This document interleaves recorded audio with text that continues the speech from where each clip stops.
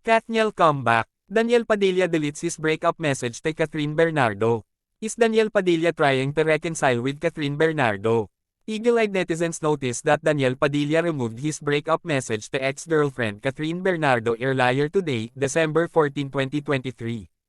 Binura ni Daniel Padilla ngayong araw, December 14, 2023, ang kanyang breakup message sa ex-girlfriend na si Catherine Bernardo. Napansin ng mapanuring mata ng netizens na nawala ang kanyang mensahe sa Instagram noong nakaraang November 30, 2023. Miles Ocampos touching acceptance speech at MMFF 2023 gabi ng Paranga. Read, Daniel Padilla on breakup with Catherine Bernardo, ang pagmamahal ko sa'yo ay walang hanggan. Matatanda ang tila tula ang madamdaming breakup message ni Daniel para kay Catherine na may titulong Ikaw at Ako. Habang isinusulat ang artikulong ito, ang title na lamang ang natira sa mahaba niyang mensahe.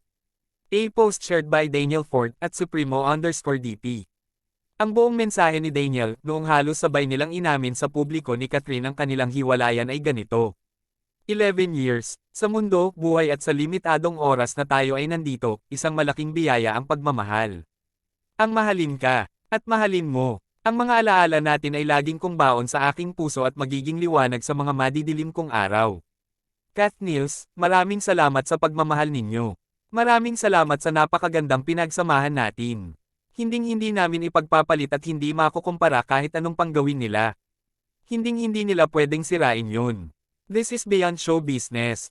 Pamilya kayo at mga kaibigan. Magiging mahirap pero kailangan natin yakapin ang kinabukasan. Daniel Padilla, break up. Catherine Bernardo, Katniel, I pray for us to grow and heal.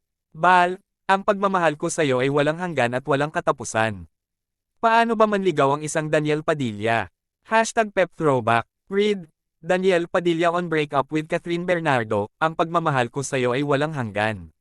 Samantala, nanatili namang nasa Instagram pa ni Catherine ang kanyang breakup message. Read, Catherine Bernardo confirms breakup with Daniel Padilla. Umaasa naman ang Katniel, ang fans ng dalawa, na may balik ang nagaganap. Nagkasama muli sina Catherine at Daniel sa Asia Artist Awards na ginanap ngayong gabi sa Philippine Arena sa Bulacan.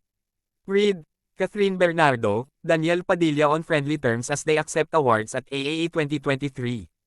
Noon lamang December 13, unang pinakita ni Catherine at Daniel na kaya nilang makipagtrabaho sa isa't isa sa kabila ng breakup.